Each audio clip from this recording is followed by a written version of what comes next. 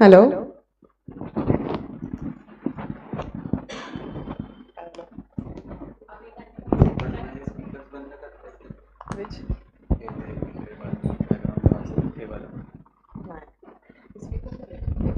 Hello. तुला वरतून आवाज येतोय का तिथून?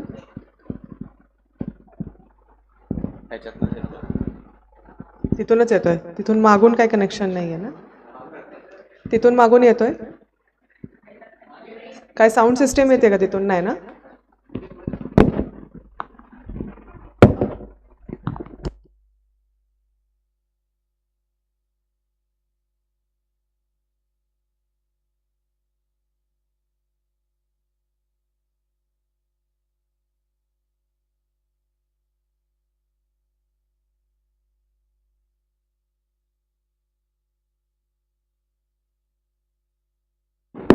We'll begin in 5 minutes.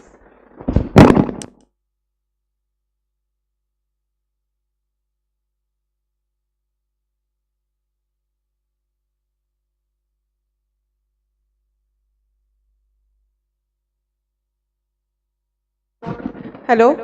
Hello. Hello. Hello. Hello. ठीक आहे ना? लास्ट तुला आवाज येतोय? Swaraj, can you here?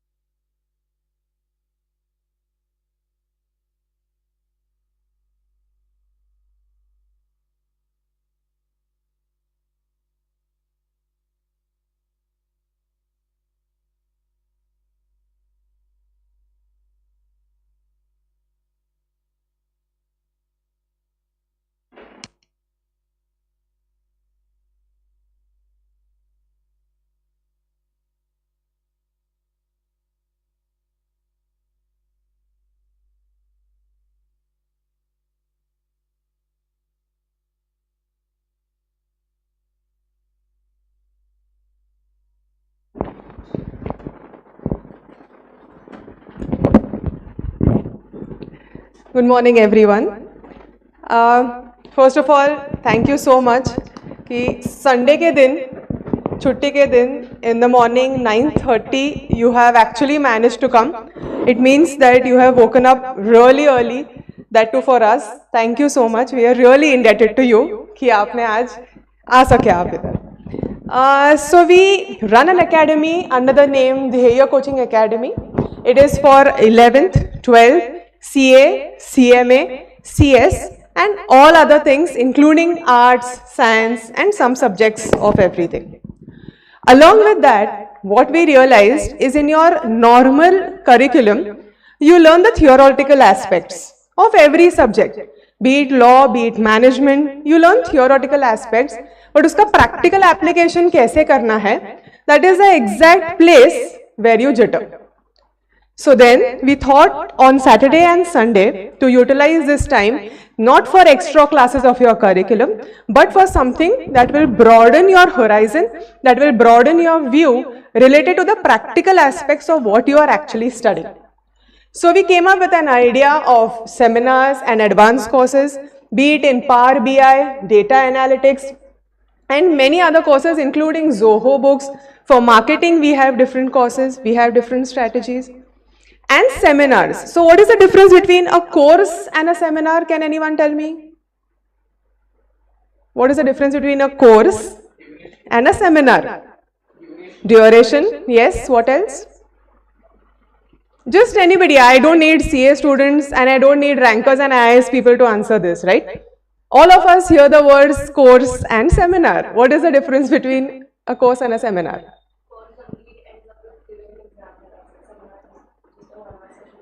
Right. So basically a seminar just touches the topic, but a course is something that you learn in detail about a particular subject. Seminar includes more of explanations, presentations, and course includes more of hands-on experience of a particular topic. So what is a workshop then?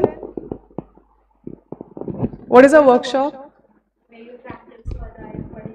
Yes. Practical examples, right? So when practically you're involving in a particular activity, that is known as a workshop.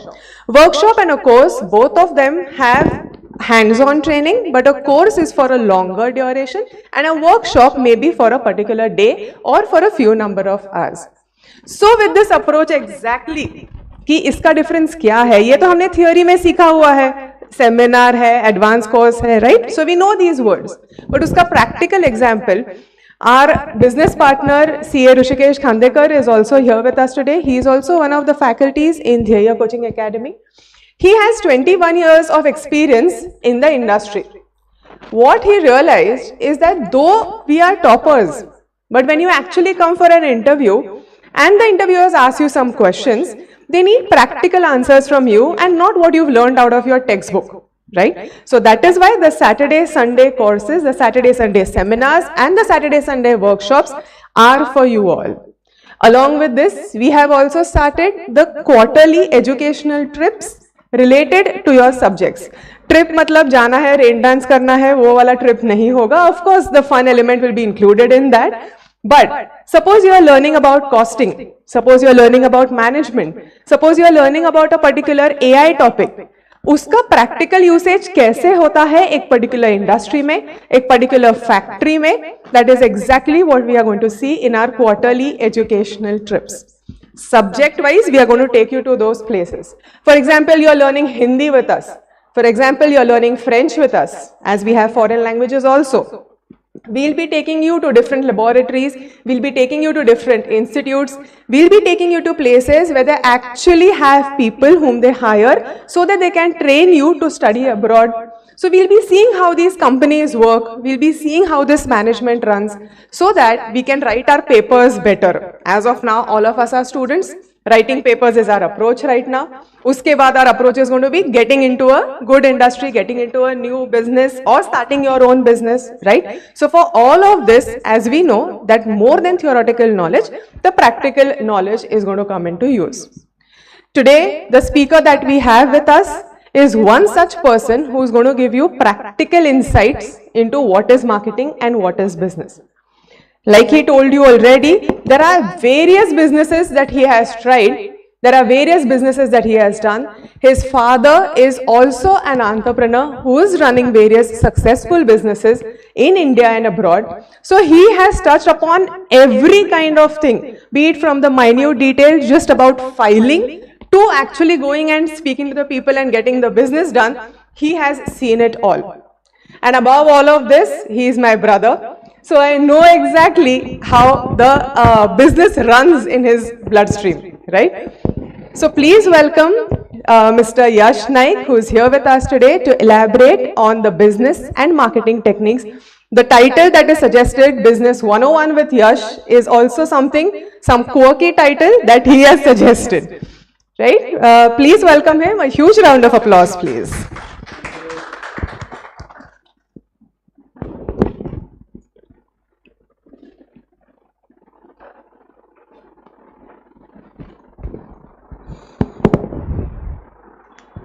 Okay, I hope I'm audible. Okay, thank you. So, thank you, CA Ravina. I mean Revati. I'm used to calling her Ravina because that's her nickname in home. Yeah, but I'll try to keep it flexible in terms of language so that we have more of a casual talk more than just a educational focused session today. Um, Business 101 meaning fundamentals and foundation understanding of business. Okay, I'll be touching base upon three topics mentioned here, which is entrepreneurship, marketing and sales, and business growth and sustenance. These are three aspects of running business, which is very important when it comes to longevity. I have done businesses for a very short time and a very long time, and I'm also learning academically on how to operate businesses. So I find a lot of difference just going by the theory and the practical aspect. So we'll be looking at more of the practical aspect today, and as I told you earlier, I'm going to try to keep it as casual as possible, as interactive as possible. So there may be instances where I will call you on stage and start asking you questions also. So don't panic, we'll have fun, okay? So, and I thank their coaching academy to give me this opportunity, and I hope you guys like my presentation and the interaction we have today. So let's start with some stories, right? All of y'all are familiar with the brands mentioned over here.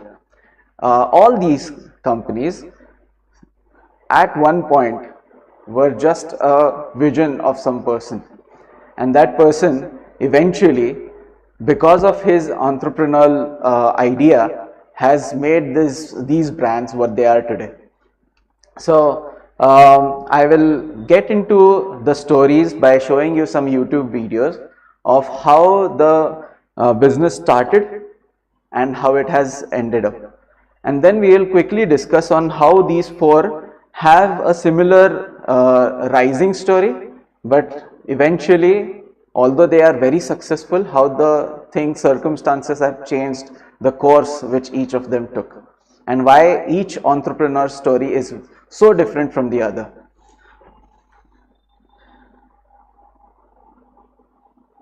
So to start with, let's understand from Bentley what Raveena ह्याच्यात कुठे oh sorry okay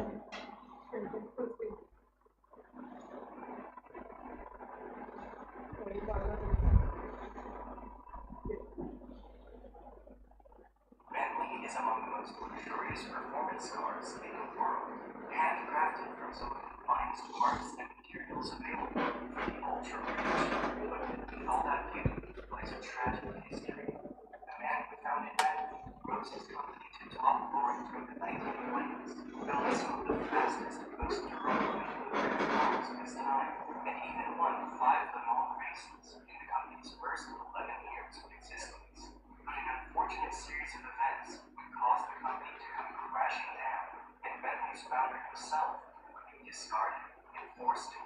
Walter's arch rival at the time, Rolls-Royce. This is the story of a man who created one of the most fascinating car companies in the world, only to lose it all.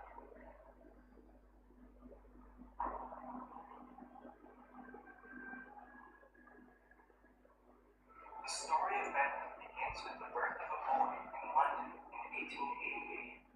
Walter Lloyd Bentley was the youngest of 9 children and was raised into a prosperous family thanks to his father, who made his fortune selling silk and wool. From an early age, Walter grew up differently than what his family had hoped for, and didn't particularly enjoy the idea of school. Instead, he was fascinated by anything mechanical, especially things that moved. This became clear when at the age of 9, Walter bought a second-hand bicycle and dismantled it for the sole purpose of seeing how it worked. However, Walter's greatest love at the time was for trains and wanted nothing more than to be a train engineer. Thus, in 1904, at the age of 16, Bentley dropped out of school, left home, and went to work as an apprentice at the Great Northern Railway in Doncaster. But it was also around this time when automobiles were slowly becoming popular around the globe. But surprisingly enough, Bentley was not interested in them. In fact, he hated cars, and at one point in his career, even remarked that an automobile was nothing more than a disgraceful vehicle that splashed people with mud. However, despite his sharp focus on trains, Bentley's interest in railways began to fade as he realized that automobiles and motorcycles were not only becoming the future of transportation, but also very popular in race competitions. Here, any talented engineer could put his skills to the test and push the boundaries of how fast people could go.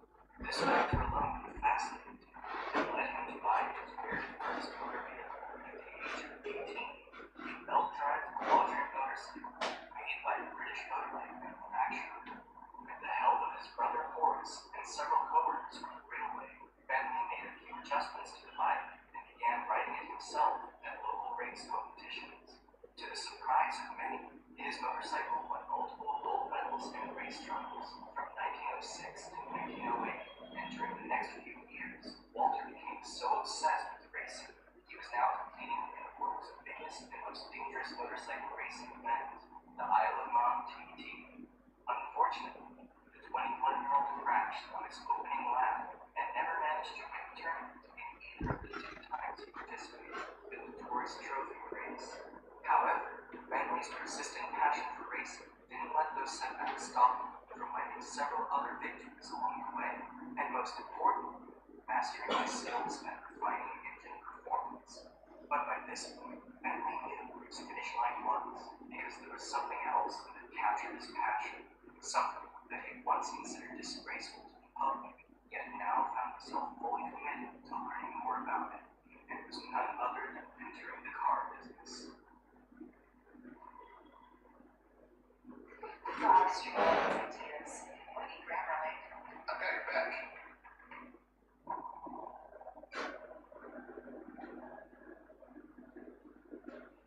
In the year 1910, and at the age of 22, Walter Bentley kickstarted his new career at the National Motor Cab Company in Hammersmith, London, where he found himself in charge of maintaining and operating hundreds of Unix London taxi cabs. While the job was a little hectic at the time, Bentley became obsessed with the automobile and developed a true passion for its engine and the mechanisms behind it. But just 2 years into his job, news of his mother's death reached the young man, who rushed back home to pay his final respects, promising his employers that he'd soon return to work.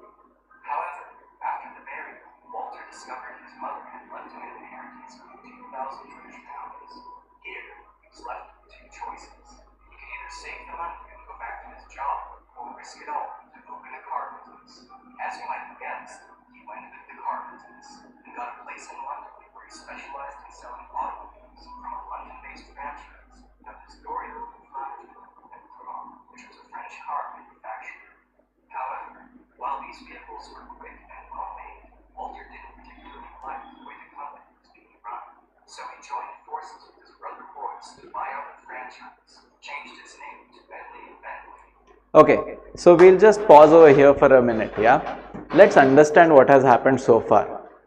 So till now, Bentley has found his passion into engine designs, but and through a lot of ups and downs in his life, he has arrived at this point where he has to make a critical decision whether he wants to stick to the corporate job or start his own entrepreneurial business. Yeah, it's a very big risk at the age, he's almost at the at a time when he's supposed to marry and settle. His mother is gone, his father, we don't even know about him, and it's a very difficult situation in terms of the psychology of a person. Yeah, and at such time, just with 2,000 pounds, although it was a very big amount back then, but it was a very critical decision for him, and the business which he took over also didn't fit into his best imagination. Yeah, so it is very important for an entrepreneur to take risks and decide what has to be done when, and if something goes wrong, then what next steps should be taken. Yeah, so here's what he has done. Two things. First is that he understood what his skills and his USP is, and second is he aligned himself with his brother whom he can trust the most. So now let's see what happens next. And took over the showrooms in London. As a way to promote their new company, the brothers worked on improving and refining their vehicles' engines and showcasing them to several race competitions, eventually setting a 10-lap record at one of the most popular racetracks at the time, Roadways, for a 2.0-liter car and 66.7 miles per hour. Despite its record-breaking achievement, Walter was still not impressed with the performance of his vehicles. He thought they were too heavy and reasoned that if he somehow made the cars a little lighter, then he could boost their performance even more. A few months later, the Bentley brothers traveled to France, where Walter discovered a decorative piece of alloy, which is a mixture of chemicals that includes some sort of metal. As he picked it up, he noticed how lightweight the metal was and saw that it was made from a unique silver material, aluminum. You see, at the time, most engine pistons were made of steel or cast iron, which made the vehicles much heavier. Walter believed that if he used aluminum instead, he could potentially lower the vehicle's weight by a significant degree. However, building a piston of aluminum wasn't going to be easy. As a metal, aluminum is not as strong or as heat resistant as steel or cast iron, and would usually melt once it was fitted into a working car. Therefore, Bentley began experimenting with a mixture of other chemicals, and after much trial and error, he eventually settled on a formula of 88% aluminum and 12% copper. This experiment, just as he expected, proved to be successful and dramatically improved the vehicle's performance. The cars were not only lighter, but much faster, and this enabled Walter to set multiple speed records in 1913 and 1914, most notably breaking the record for the fastest half-mile run in Roadways at 89.7 miles per hour. Walter's accomplishments on the racetrack brought him and his company to greater publicity and press coverage, giving them the perfect opportunity to create their own cars and build a new company. But then, disaster struck. Okay, now before the disaster comes in our way, let's understand what has happened again. Yeah, now this time he saw that more than just tweaking the engine and making it more powerful, there is something additional that needs to be done. So although he was getting all his marketing from the racing events and winning over there and breaking records, he still was having this skida in him, which was pushing him to do more and more innovations. That's where he started exploring other market segments. What is new? What is something which can be adapted into the automotive industry where he is working, and how he can make his product more and more better. Yeah, that's also something which Dheya Academy is doing for that matter. Instead of just being a coach, they are looking at a all-round perspective, finding out ways in which the students can learn better, right? So similarly, it has been done by all the entrepreneurs of the past, and all of them have been successful. Yeah, so continuous product improvisation is what an entrepreneur should look for. Product or service, yeah? Right before creating his dream company, the First World War broke out, and Bentley had no choice but to bring his ambitious plans to a halt. Suddenly, British engineers stopped competing against each other and began joining forces in the fight against Germany. It was then that Bentley first revealed the secret of his alloy pistons to Mr. Henry Royce, who adopted the concept of aluminum pistons and applied them to his designs for the Rolls-Royce Eagle, an aircraft engine that proved very effective for the British Air Force. Bentley, on the other hand, was asked by the government to produce a modified version of the rotary aircraft engines, in which Walter used his aluminum pistons to design the Bentley VR-1.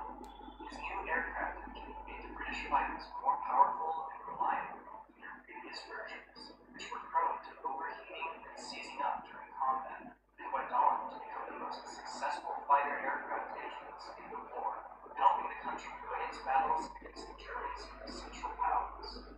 After the war ended, Bentley was awarded an MBE by the British Empire and received 8,000 British pounds for the provision of awards to inventors, which was just the capital he needed to fulfill his dream and finally own his very own automobile company in 1919. His approach was simple. We are going to make a fast car, a good car, the best in its class. And with that, Bentley Motors was born. Hearing this story of Bentley shows how difficult it was to learn any valuable skills back then, especially car engineering. Bentley's founder had to take years of experience and hardships to find the right information, but nowadays you can easily learn anything online. Okay. Now this is his marketing campaign, so we'll skip that. During the next 3 years, Walter and former British war pilot Clive Gallup worked on designing the first ever Bentley car out of a small workshop in Britain. The result was the Bentley 3, a super advanced vehicle for its time. It was the world's first production car engine with 4 valves per cylinder, dual spark plugs, and an overhead camshaft. Bentley immediately took their car to local races and hill climb events, where they quickly found success and became a huge phenomenon thanks to the vehicle's looks and performance. By 1922, the car participated in one of the biggest races in America, the Indianapolis 500, earning 13th place in its debut. Due to the speed and durability of the Bentley 3, some had suggested that Walter take his vehicle to the first 24 hours of Le Mans in 1923, but Walter responded by saying, "I think the whole thing is crazy. Cars aren't designed to stand that kind of strain for 24 hours. While Bentley's founder doubted the race competition, 2 of his own buyers by the names of John Dunn and Frank Clement took their own Bentley car to race the 24 hours of Le Mans in 1923, where they finished 4th place while also setting the fastest lap of the race. These results completely changed Walter's mind. Okay, so here let's understand why they focused on the 24 hours of Le Mans so much. Yeah, so this race, the 24 hours, is I think the most critical way of understanding whether your car is at the perfect condition or not. So all companies, whether it be Porsche, Ferrari, Lamborghini, all of them participate in this 24 hours of Le Mans to prove to the people in the world that their product is the best. It was Bentley's ignorance that he was not putting out his product in that advertising segment with all his efforts. In fact, he was ignoring it completely by saying that it is crazy. Cars are not supposed to work for 24 hours continuously. Yeah, which is a wrong move for an entrepreneur technically. If you are not, so this is called being at Gemba. Gemba is a Japanese word which means that you have to be in the place, you have to be in the field to actually go in the eyes of the world, to come in the to jo dikhta hai wahi bikta hai concept is basically Gemba. So if you are not in Gemba, or in this case in the 24 hours of Le Mans, then you are missing out on a lot of publicity. Yeah. Whereas now some other person is showing interest, putting his own money and doing what is needed. So let's see how this takes the brand on next level. Entered an official factory team the following year, in which John Duff achieved a first place victory at Le Mans in his Bentley 3. So now he understands the importance. Bentley company had gone from selling their first vehicle to winning the biggest racing platform on the planet in just 3 short years was beyond Walter's wildest imagination. But while these victories gave the Bentley brand enormous publicity, they had trouble turning their claim into financial success. The business of racing cars and the overall high-cost production of their vehicles were far too expensive for Walter, who desperately needed to find more capital in order for Bentley to survive. As he struggled to make ends meet, a wealthy diamond pioneer by the name of Wolf Bernard bought his first Bentley in 1925 and loved it so much he began investing his own cash into Bentley Motors, eventually taking control of the company in 1926. He and a group of other independently wealthy racers continued to take the company to more and more race competitions, while Walter focused on designing and engineering the next models.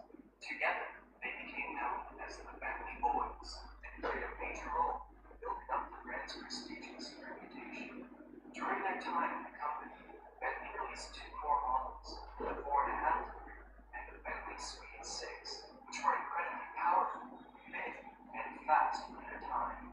The Bentley Boys casually drove these cars for fun, as well as on the racetrack, where they won numerous races and motorsports events, most notably an astonishing 4 consecutive wins in the 24 Hours of Le Mans from 1927 to 1930. During this period, the Bentley Boys made international headlines time and time again, not only for their accomplishments on the racetrack, but off the track as well. They were known for being rich playboys who lived an adventurous lifestyle. They loved to party and drink, place bets on the rising stock prices, and practically speaking, they did racing on the side. So this is basically the most ideal place where every entrepreneur wants to be. He wants to be successful, running awesome supercars, having a bunch of girls around him. Yeah, but this is what we call as the peak maturity, which surprisingly for Bentley was in a very short period of time since his incorporation. So how does this, so once in my next slides we will be understanding the product life cycle curve, yeah, where I will explain you how a product transforms over a period of time and eventually declines. An ideal condition, the business should be growing and growing and growing, but there is every product in the world is always going to follow that curve, because at some point a saturation level comes and the market either removes you or the entrepreneur himself goes suicidal. Yeah. Turn back to this, so surviving the horrors of the First World War probably motivated them to enjoy life as much as they could.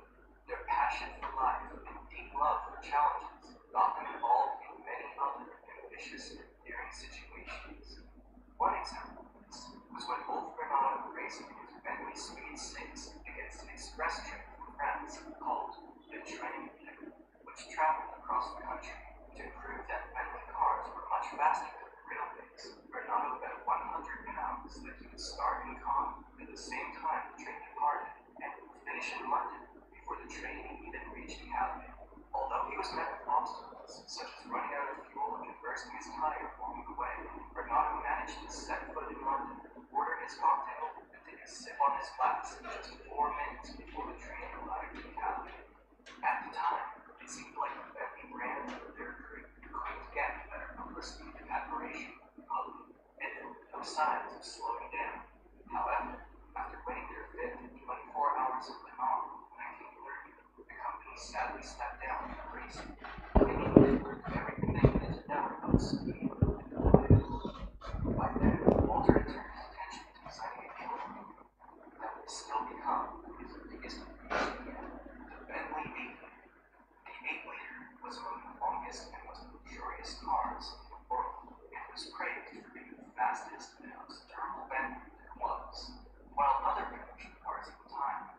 top speeds of 50 to 60 miles per hour. The aviator was proven to go above 100 miles per hour. To top it off, despite its large and powerful engine, the car featured something that was unheard of at the time. It ran dead silent. It was truly a luxury phenomenon, and exactly what Walter Bentley had envisioned for the company. A true racing car with touring accessories. But a dark time was right around the corner for the company, and Walter Bentley would soon find himself wanting to part ways from the same company he had built with his heart and soul.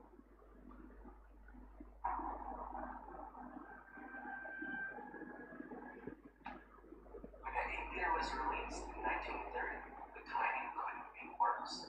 Wall Street had recently crashed, and the Great Depression quickly followed suit, so the demand for expensive luxury vehicles drastically increased. Although Bentley was a massive success on the track, their cars cost too much to produce, especially their luxurious aviator, which ultimately became the main reason behind the company's bankruptcy in 1931. As a result, Bentley was put up for sale to the highest bidder and was quickly bought by an anonymous company. However, this anonymous company turned out to be Bentley's greatest arch rival in disguise, Rolls-Royce, who only bought the brand as a way of killing off the competition of their own vehicles. Walter was furious and devastated after finding out, especially because he was powerless to do anything about it. Everything else that Bentley owned was sold. Okay, so you understand the gravity of this situation, right? Your competitors are always going to have an eye on you, and they are going to track your moves continuously. Yeah, the moment Rolls-Royce understood that Bentley is out, they've captured it and taken all its technology and everything, and Mr. Bentley came down to the rags again. Yeah, so so this every entrepreneur should be continuously aware of what's going on around them, what situations may come in the future, and how things can go down south. Yeah, so this is something that happened with my business also. When I was in Dubai, I was running a small trading business. It was not small, it was pretty good with a good investment. But just because of COVID, everything had to be wrapped up within a span of 5 days. I sold all my stock at loss and I moved out just because of wrong moves done by me, which were not having insurance of my products and myself when I was in another country. So these are very practical approaches of looking at business. Why small things? Even though we think that what's going to happen, bloody I'll just get so much money and then we'll look at all this. But it is very critical. You never know what's written in future for you. So thinking of each and every brick that you are using to build your castle of business has to be chosen wisely and done rightly. Bentley's factory had brick while operations were moved to Derby. These were the darkest times for Walter, who also went through a divorce that same year, and soon after, lost his personal transport. Rolls-Royce asked him to return his personal Bentley aviator. This is such an insult now. Walter was court-ordered to work under Rolls-Royce management from 1932 to 1935, where he was isolated in London and Europe, working as a test driver and serving customers for the same company he had once built with his heart and soul. He now found himself wanting to leave Bentley Motors. He had no power or influence over their designs or engineering, and was left watching as Rolls-Royce used the Bentley name for their own purposes. After his contract ended in 1935, Walter finally left the company with a sense of freedom and spent the rest of his life working for other British luxury car companies until his final retirement. He died with no children at age 82 in 1971. Bentley Motors, on the other hand, stopped their production until 1933 when they released their first model under Rolls-Royce, the 3.5-liter. Marketed as the silent sport car, the company set out to compete on quality and price rather than its sporting reputation. This, however, Despite launching brilliant and stylish models such as the Bentley S Series, the T Series, the Bentley R5, Bentley R-Type, nearly all cars released by Bentley Motors during this period were just about identical to Rolls-Royce, since the two companies share the same chassis and engines. The only way to differentiate them was by the looks of their badges and their unique rainmaker symbols, which upset many traditional buyers. Which is the case that is happening with Suzuki and Toyota just now. Some of their models are exactly replicas of each other and just the badge is different. So a lot of companies do this to reduce their costs of investing in new designs and just rebranding it. Some do it for the cost of operations and some do it merely for the purpose of killing competition. Yeah. So now we'll skip the rest of it because now Mr. Bentley is no more in picture and he was the entrepreneur which we wanted to talk about. So I'll just tell you what happened after this. After this, Rolls-Royce realized that it's better to sell their own brand and then developing the Bentley brand. So eventually, because the amount of business coming from Bentley compared to amount of business coming from Rolls-Royce had a big difference in sales. Okay, and that's where every company understands how much volume of sales they are doing versus how much profitability they are earning, and based on that they decide whether a product is a star player or a also ran. Yeah, and then they'll kick out the also rans to make sure that the product which is in demand brings in more money, brings in more profits. So they removed Bentley and auctioned it. After that, for almost 20 years, there were multiple changes in the owners of the Bentley brand. But eventually Volkswagen bought it and Volkswagen has made it today what it is. Volkswagen is a big conglomerate. They have very, very big brands under their umbrella. So Bentley is one of them.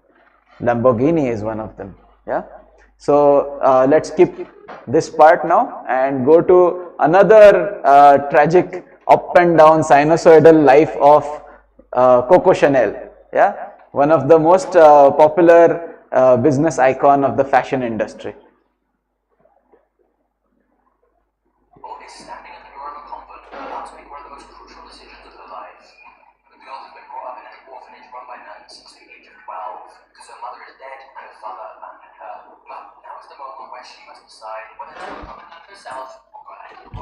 And the girl decides to walk away from the convent into the unknown to try and build a life for herself. This girl would later become a global fashion icon, Coco Chanel. So how did this poor girl from an orphanage become the most famous fashion designer of the 20th century and build a business that is today worth billions of dollars? And how did she profit from triple wars and still survive despite being labeled a secret anti-spy? Well, here's the thing. There's two versions of Chanel's story. There's the version Chanel used to tell, and there's the truth. Welcome to the controversial life of Coco Chanel and the rise, fall, and rise again of a fashion empire.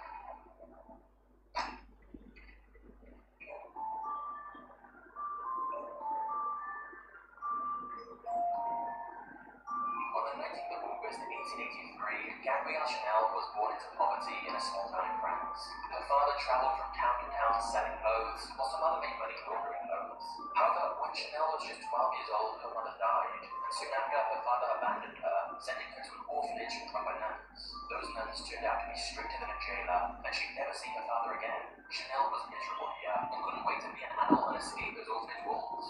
The only enjoyable part was she learned the art of stitching and sewing, and eventually started making her best hats and dresses. At the age of 18, Chanel left the orphanage run by the nuns and enrolled in a Notre Dame finishing school for girls to develop her skills further. She wanted to create a brand new life for herself away from the sufferings of her past and aspired to live a life of luxury like the ladies of high society. To Chanel, it was obvious that to live her dream life, she needed just one thing: lots of money. The only question was how.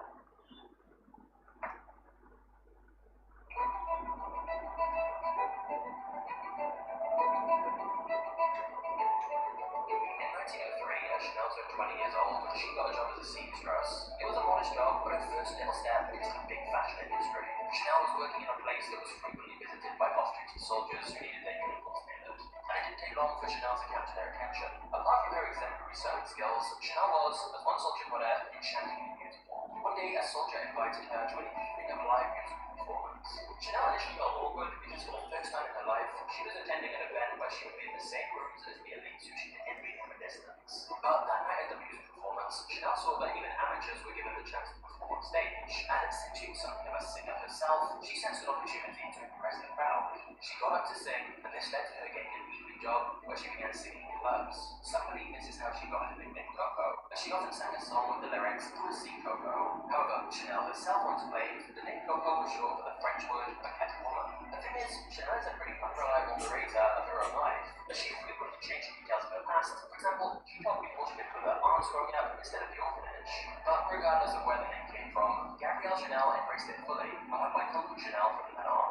And thus, Chanel worked as a seamstress in the day, working long hours creating various garments, and then a singer in the club in the evenings, performing for the crowds. And it was at one of these shows that Chanel first met a rich playboy and polo player called Etienne de Balsan. Before long, she began an affair with him and became his mistress. Some believe Chanel saw Balsan as a way for her to get into the inner circle of high society, as she soon began mingling with the upper class and wealthy aristocrats thanks to her connections to Balsan. Chanel even began living in Balsan's chateau, where he regularly used to shower her with the finest presents. Be it the dresses or jewelry, he would give her the best of contemporary fashion. However, after a while, Chanel seemed to stop wearing the clothes Balsan bought her. He assumed she was upset with him, but the truth was Chanel was frustrated that more of the fashion for women was designed by men. Their designs were only decorative and not practical or comfortable to wear. Women were compelled to wear gowns that were so tight at the waist they felt suffocated.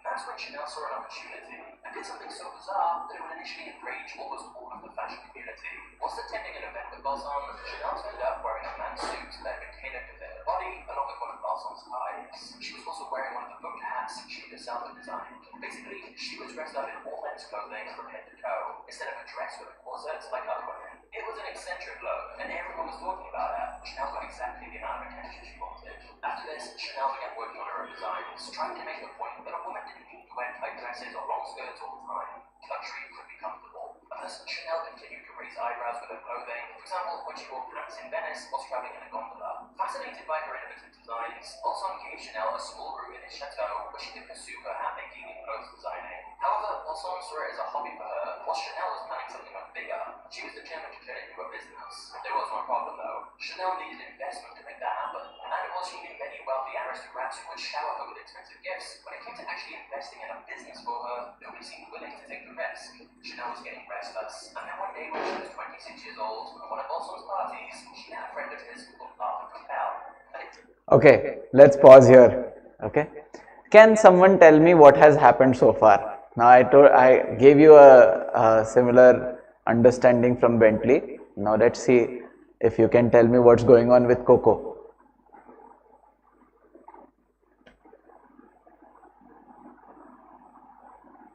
What's going on? Anaga, can you tell? Born in a very poor condition. She found her hobby through the hands from mom and dad. They were also into making clothes, tailoring, and some businesses.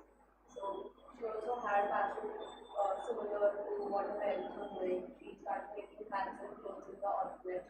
But wanting to do something more, she left the orphanage and entered the world and again pursued her hobby as her profession, started sewing clothes to make ends meet. Then she ended up going to a party where she met with trans. Correct. So what is that? What is that particular networking exactly? And what is she using to do that networking? Her beauty, her charm. Yeah. So what happened after she did the networking? She caught hold of one sugar daddy, and that sugar daddy eventually gave her, showered her with money. But we've seen that although her products, she was also innovating, product innovation. Yeah. So networking, charming, and product innovation, 3 aspects. Then it comes to fundraising.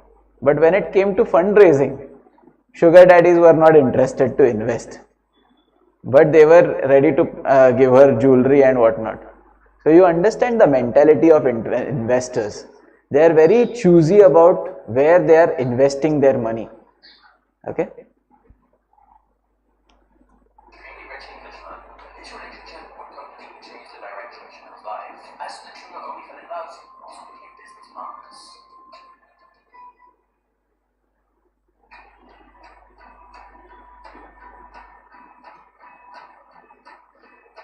Chanel left Balson for Capel, and the couple moved to Paris. Capel saw Chanel's talent, and in 1910 gave her the help needed to open her own small store in Paris, initially selling the hats she made. Despite Capel putting up some of the initial money and offering some of his business experience to help get things started, it was Chanel's talent that really helped the shop become a success, as her designs were very unique and quickly became very popular. Her hats were elegant and functional, unlike the oversized fruitball decorative hats which French women were wearing earlier. Before long, her designs became a sensation in the city, because every popular French actress and socialite was wearing them. As her hats continued to sell well and her business grew, Chanel began hiring people to help her, and also decided to introduce a line of her own casual luxury wear. Chanel's vision was clear.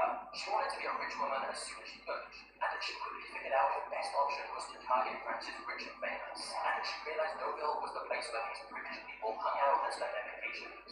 So Chanel headed there herself for a beach holiday with Capel, and took a So what did she do over here?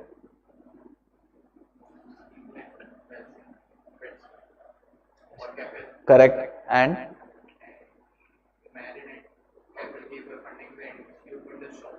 correct. Where? In Paris. And then what has she done ahead? She started at a place where all rich people would gather for makeup. Exactly. Perfect place for promoting or networking. Correct. So what do we call that place? I said it's a Japanese word. Gemba. Correct. It was just a sweet romantic getaway, but for Chanel, this trip was to scout out the perfect location for her first ever boutique. During the trip, she found a spot she loved, and thus in the year 1913, House of Chanel officially opened its doors in this very wealthy area. Chanel's first collection was Just to tell you, that store which was opened in 1913 still exists today as a Chanel store. Yeah. crafted from the jersey fabric, which was mostly used for men's underwear and doll. But these jersey garments quickly became all the rage in women's fashion because of their simplicity and functionality. It was the first time French women were wearing dresses that were comfortable as well as stylish. Chanel said, "I want to give women the possibility to laugh and eat without necessarily having to faint." Finally, Chanel was basking in the glory of her success. Unfortunately, the spotlight didn't last long. The world was going through a crisis, tensions were rising in Europe. Before anyone could predict, war erupted in 1914. So again a crisis situation. Let's see what happens next. So we saw in Bentley always used to go down the drain and lose all his money. Yeah, but that's not the way Coco has handled the situation. Yeah, she has used a very smart approach. Of course, the fact that she has a very strong networking place with very strong connections, both political, military, as well as business. Sorry, not both, three types. Yeah. So where the other one was a crisis, the World War I was a crisis for some company, it was an opportunity for this company. During the war, people were struggling to get basic resources like food and shelter, so nobody was even thinking about buying luxury fashion. As expected, Chanel's business collapsed, European men left the battlefield, and their wives took over the daily grind. Women now started working in the factories, so there was no way they would wear dresses with frills and feathers.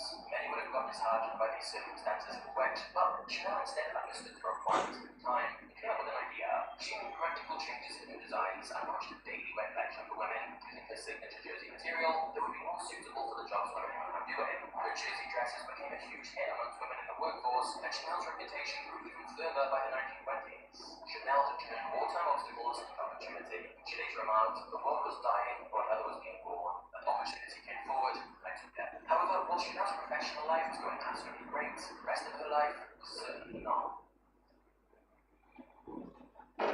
Okay, let's hold on and understand what has been done now. Can someone from this side tell me?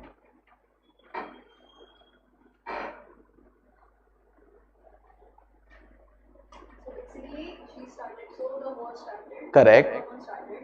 So and her business was collapsing because she selling the luxury items. Exactly. So she took an opportunity, and since all the soldiers were out there in the field, their wives were working in the factories and all, so she had a presence of mind, and she used that gamba again, and she started the daily wear edition, Correct. where she started selling the daily use, daily wear clothes to the Correct. So she identified the need of the market. Yeah. So need identification is the most important thing when you are doing business. Always, yeah, it's something that needs to be written down, tattooed on your hand. Need identification. No one is going to buy your product if they don't need it. Yeah. So identify the need, innovate your product, and start.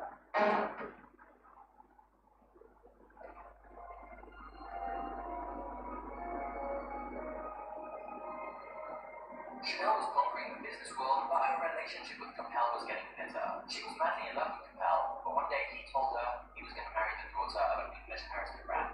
It was the year 1980, the same year World War I ended, but Chanel was heartbroken and felt betrayed. The truth was, Capel loved Chanel too, but his background meant he was expected to marry someone with a title, where Chanel didn't have any rank, and was still looked down on by many in the upper class. Ironically, those same aristocrats who refused to accept Chanel because of her background and status later queuing up to wear her clothing. However, even after Capel got married to another woman, Chanel continued both their business and romantic relationship.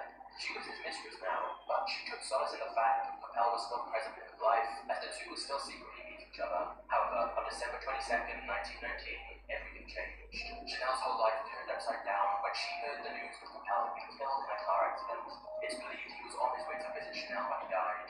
With Capel's death, Chanel lost the only person in her life she considered family. The love of her life was gone, and that was the last time anybody saw Coco Chanel crying.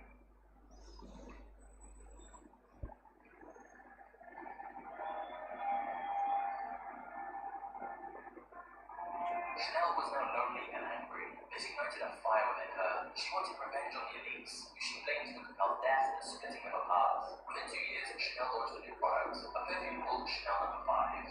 It was released in 1921, and at this point, women were really only wearing oils that had a single scent, like vanilla, whereas Chanel No. 5 mixed different scents together and created something unique. The suit became a symbol of class and luxury. Chanel No. 5 became the best-selling perfume in the world, and of course, it's still popular even to this day. It was such an iconic scent that when Marilyn Monroe was asked what she wore to bed, she replied, just a few drops of Chanel No. 5. There was one big problem though. With her lover and business partner Capel dead, Chanel needed a new business partner. Since back then, women actually couldn't have their own bank accounts. And when it came to things like business deals and contracts, she didn't know what to do, as Capel had always taken care of those. So in 1924, she found a new business partner and investor, a very wealthy man with experience in luxury fashion brands, named Pierre Gerheimer. Was this partnership allowed her to stay in business? Contract Chanel signed only left her with 10% of the profits from the sales of Chanel No. 5. It was enough. Okay. So what's going on now? Yeah. She introduced a new product that is perfume. Okay. For that, she needed a partner for the investment because her original partner came in or somebody. Yeah. Died in accident. Correct. That's why she got a partner, and now she is getting only 10% of her profit, and other is taken by the partner. Correct. Okay. What about you? Same point. अजून काहीतरी add कर.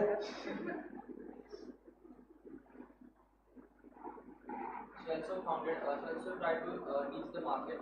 She introduced suggestions about in order to get reach all over the to get high again to scale the business also. Exactly. So what do we call this? What is the business term for this activity? Scaling and by. I mean scaling by.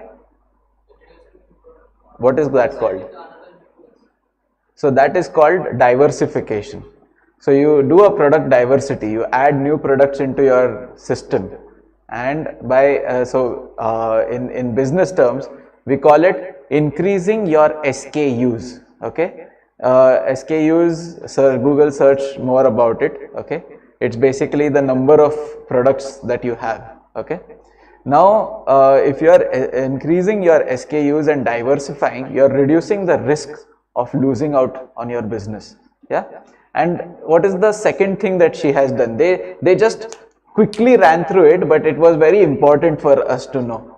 Okay, Marilyn Monroe, if I'm pronouncing it rightly, was a very big icon of the fashion industry and entertainment industry in general back then. So much so that she used to go and be a part of Queen Elizabeth's, what do you call it, ballroom. Yeah, very, very big influencer. So, what is that called in today's world? Someone from marketing. What is it? Correct. It's called influencer marketing. Yeah, very important. Something which all the companies do, especially in today's social media platforms like Instagram, YouTube. That's what everyone is doing. Okay. So influencer marketing can put your sales boost like anything. Yeah. So sorry, one more point I missed. So you look at her partner, very strategic guy. What has he done? Can someone explain? Now you guys are CAs, you should know this by heart. He has been owning 90% of the shares. Not shares, profits. Huh. So Majority of the profits with him, and just 10% of it he gave it to her. correct. So everything is Coco's, but What she owns is like he's taking all of it. correct. So a very strategic move on his side, just because he has the power that a girl can't start the company. Yeah. So that's such a horrible condition for Coco now. Basically the rest of her life. Around the same time, Chanel's brand logo was unveiled. The interlock C's, which are now At least he gave her the logo. introduced several trends that are having a massive impact on fashion, such as the two-tone shoe and double-back dress, along with sportswear and swimsuits for women. Chanel So look at how much she has diversified now. Yeah, just by changing the garment material, she was already diversifying. Now she went into perfumes, handbags, hats, clothes, swimwear, shoes, whatnot. Yeah. herself continued to dress in traditionally masculine clothing, really pioneered shorter dresses, eliminating corsets. The idea that luxury should be comfortable, pushing for women to be more practical. Along with dominating the fashion industry, Chanel was also dating the Duke of Westminster, and as a result, Chanel got invited to many royal functions, even befriended Winston Churchill. It has seen her throughout her life. So you see, she has not left her networking behind. Although she has become very successful, she is still growing her network and getting into the bigger league and the bigger league. Winston Churchill that time was the most important person in the entire Europe and against Hitler. But now let's see whether she is being one-sided or she is going on both sides. Yeah, very interesting story. Also very influential then, in order to get her into the social circle she wanted, growth and business ambitions. By the 1930s, Chanel had also launched a jewelry line of famous handbags. Movie stars were wearing Chanel items. However, the 30s also saw the rise of Nazi Germany, and by the time Chanel and the Duke broke up, Europe was once again headed for war.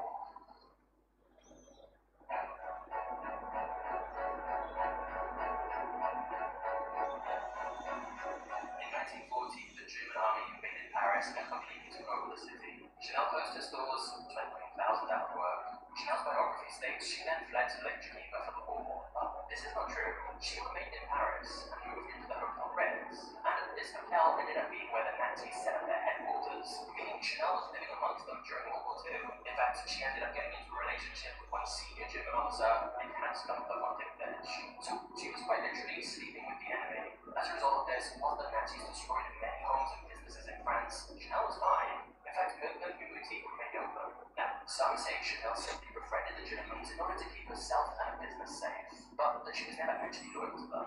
But others believe Chanel was a Nazi sympathizer, as there is some evidence to suggest she was anti-Semitic herself, or at the very least, that she joined the German side as she felt they were winning the war. We don't know her true motivations, but it does seem clear that Chanel became a secret agent for the Nazis during the war, as they felt they could utilize her connections to the elite, such as some of the British royal families she knew from dating the Duke of Westminster. So Chanel secretly carried out missions for the Germans, such as being deployed to Madrid, connect with Allied personnel under the guise of business plans. For a while, Chanel's involvement with the Nazis was mostly just rumors, but then a book was released in 2011 called Speaking with the Enemy, Chanel's secret war, which pieced everything together using French police archives that were now declassified and cross-referenced with documents from other countries. The book claims that Chanel was not just working with the Nazis, but touring Europe trying to recruit new agents for the Third Reich. It's also claimed that she used her connections to gain secret information for the Nazis and convince other people to do tasks that would help the Germans during World War II. Okay, let's hold over here, yeah. So now what has happened is, if you go back, let's travel back in history and get into the Nazi period. The circumstances were such that the Nazi Germany had captured almost 80% of Europe, and they had reached up to that time's Soviet Union, and they were almost at the brink of invading into London, which was a very big move. Now for her, if her country is already been captured by the enemy and it's almost to close down the business for a business person, even in India or wherever we are, if such kind of situations happen, you're always going to think of what is going to happen in the future. What if that time Nazi Germany would have invaded into England and they would have captured it? Suddenly the entire English colonies would have come under the rule of the Nazi Germany, and that was more than 70% of the world, which for a businessman, he would always think that, okay, there is high chance. Now this is quite similar to how the share markets work, right? You always look at possibilities of what can happen and you invest your money over there to grow your profits. This is exactly what she has also done. There's, to be honest, as a business strategy, there's nothing wrong in that, okay, to be a double agent, because either side she has to maintain her relationship. This is being very diplomatic, and according to me, it's fair, okay. But looking at it from a business perspective, keeping her herself on a very neutral position was benefiting her on the long run. But that was if Nazi would have won. So they did not destroy her shop, they did not steal anything from it, they did not do anything to it, but only because they lost, things are going to change for her now. Otherwise, if they would have won, things were all okay for her and her business would have grown anyway. The Nazis even sent Chanel on a mission to negotiate a surrender with the Allies, as she personally knew Winston Churchill. However, Churchill rejected the deal, since by that point it was becoming clear that Germany would lose the war. However, for Coco Chanel, her reason for helping the Germans could well have been that she once again sensed a business opportunity. You see, during Germany's occupation of France, they'd introduced their anti-Semitic laws, such as Jewish people being banned from owning companies. And the man who Chanel had gone into business with, Pierre Verlander, was Jewish. Chanel had always viewed him as a leech, since she was getting just 10% of the profits from her own business. And it's believed Chanel saw this as an opportunity to nullify her contract with them, and that the Nazis would help her reclaim full ownership of her successful perfume company. Fortunately for Chanel, Pierre was too smart. He temporarily transferred his ownership stake in Chanel's company to a Christian friend of his, and then he fled the country. When he returned after the war, his friend simply transferred Pierre his shares back, thus meaning Chanel was stuck only receiving 10% of the profits. By the time the war ended, Chanel dumped anti-smuggling Lynch, but word of their affair spread like wildfire, and Chanel was labeled a German collaborator and spy. Before she could leave France, Chanel got arrested. So you see, whoever was the CA of this Mr. Pierre was a very smart man. Yeah, he has suggested him the right moves to do at the right time, and that guy is safe, whereas Chanel is now being blamed to be a double agent.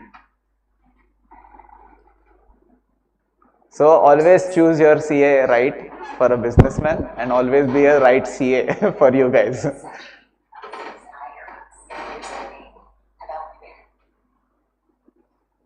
we get to the next chapter, I think we can all agree that running a business can sometimes get stressful, especially if you from London. It ran an easyjourney.com or thousands of Parisians were tried for treason if they helped the Nazis. And yet, Chanel was not included in this. She was taken in for questioning, but it was claimed there was a lack of evidence, so she wasn't charged. This is particularly odd, because German officers testified that Chanel had worked for them as a spy, and yet Chanel got off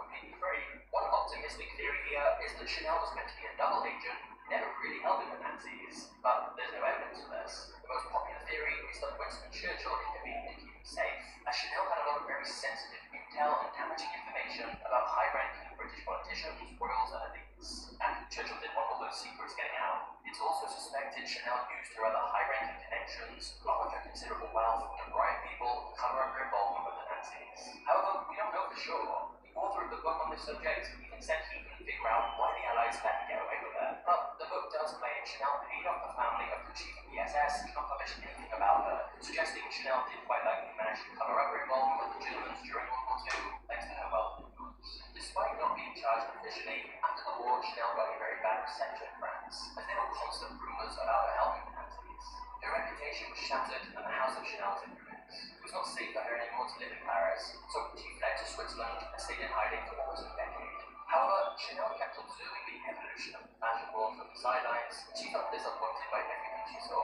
The designs of Christian Dior annoyed her most. He was making stiff and ornamental dresses. Chanel hated them, as any dressed women like armchairs. Eventually, she couldn't stay away from the fashion world any longer. She was convinced that modern women needed her, so she decided to re-enter the fashion scene. She wanted to rebuild her brand and legacy. Strangely, it was actually Pierre Verheimer who helped Chanel make a comeback. Even though Chanel had tried to nullify their contract during the war, and also unsuccessfully sued Pierre afterwards, Pierre knew that having her on board again would ultimately help the company make more money. And thus, in 1954, through 71, Chanel reopened her fashion house after it had been closed for 15 years since the war. But the day she launched her new fashion line, the French media pounced on her. Understandably, people had not forgiven her. They rejected her collection and called it a disaster. In France, there was nothing but bad publicity for her new clothing line. However, before long, the dresses traveled to America, and people over there fell in love with them. Whether it was because they didn't know of Chanel's involvement with the Nazis, or they were just putting it all behind them, Chanel's new collection aligned with the way modern Americans wanted to dress. Soon, Chanel's clothing was popular with American celebrities and Hollywood actresses. Prominent women of the time, like Jackie Kennedy and Elizabeth Taylor, all wore Chanel. Despite all odds, Chanel had finally reclaimed her fashion queen. Okay. Now, tell me what's going on.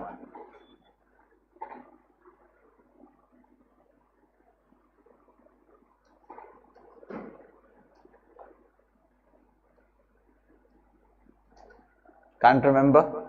Okay. Lakshana hota manje. But it's okay. No problem. I'll explain. So now the French have stopped giving her importance.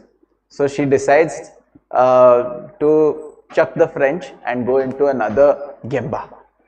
So if you are this is again a decline, a point of decline from your saturation. Yeah. So she decides to go into a completely new terrain. Now this is very important to understand it from a gaming perspective. Yeah? When you are doing gaming, once you have leveled up to a certain point, you always change your arcade and you go into another, what do you call it? Clan, yeah? Or territory or rank or whatever. So you always have to look out of your current surrounding and see if there is a market outside. Even at age 75, she was still launching successful designs such as the classic Queen suit. But Chanel died in the year 1971, aged 87, and before long, fashion designer Karl Lagerfeld took over as creative director of the company and helped grow the business even further. Interestingly, the Chanel company is still owned by the Verheimer family to this day. Whilst Pierre is long gone, his grandsons now control the brand. Together, they have a net worth of over $30 billion. And of course, the House of Chanel has continued to be an extremely famous brand that still inspires prominent fashion designers around the globe. Chanel's marketing is particularly genius. They create cinematic mini films where you forget you're watching an ad. But of course, despite Chanel's business success, the company has still had a few controversies even after their founder moved on. For example, the 2021 advent calendar they released at $825. That's okay. We are not interested to understand what's going on now because it's a big brand already. Yeah. We just wanted to know what's the story that these two brands have used. But those were the old ones. Let's look at something post the world wars, something which is going on in India of lately, which is somewhere around our independence time. Yeah. So you all already must be knowing this channel, Think School. I hope so. And he is he's from Pune. He's a COEPN, and uh, he does a very good analysis of the entire business. So let's hear from him. We'll hear a part of this just to brush upon, and then we'll get into our seminar. Okay.